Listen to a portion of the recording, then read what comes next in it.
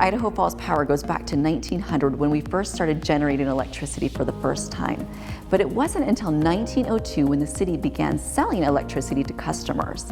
At that time, it was $1 for the first 2 incandescent light bulbs, 40 cents for the next 2, and then 30 cents for each additional light bulb after that.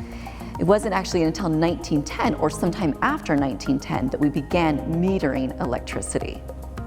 So today I'm actually in the meter shop and I'm going to meet up with our meter techs, Lincoln Beard and Trent Galbraith, and they're going to give us kind of an explanation of a little bit about meters and some of the testing that they do to make sure that we are accurately charging our customers.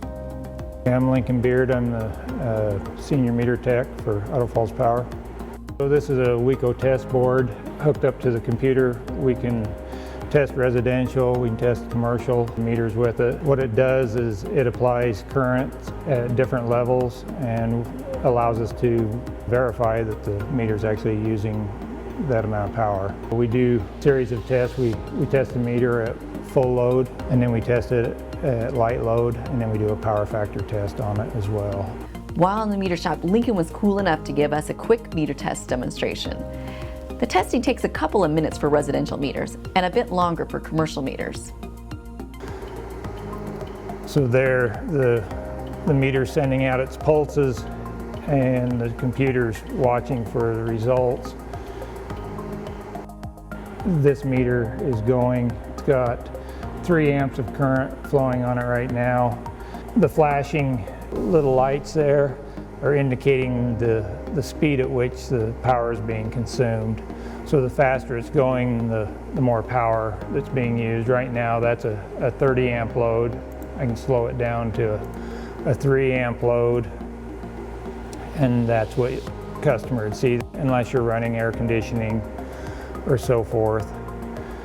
The numbers above that are there, the meter does a segment check where it lights up all the segments, and then the next display is the kilowatt hours that have been used by the customer, and then the kW, the demand that the customer has. As the meter is tested, the techs watch the computer screen to see whether it passes or fails. So as it comes back, the computer will indicate whether the meter passes or fails. When we test a meter, we've got to be within, the standards require us to be within plus or minus 2%.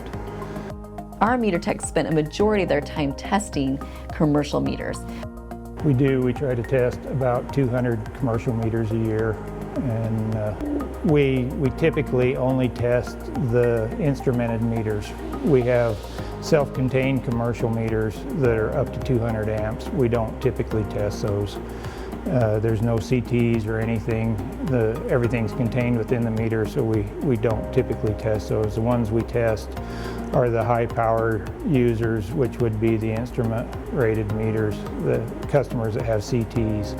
Customers that have large 3-phase loads are the ones that we're looking to test because they're using the vast majority of the power. Tests are important as it does help to determine that the customer is being charged correctly for the electricity they are actually using. They also do a site inspection to help ensure our meter and the customer's metering equipment, such as the base or the cabinet, is in good working condition. We on occasion have found installations that have the wrong multiplier, or we'll go out and we'll find, by doing a site inspection, we found wires burned up that otherwise wouldn't have known about. It had been that way for years. I imagine when the city began metering over 100 years ago, they would have never imagined how technology would change and how much different metering is.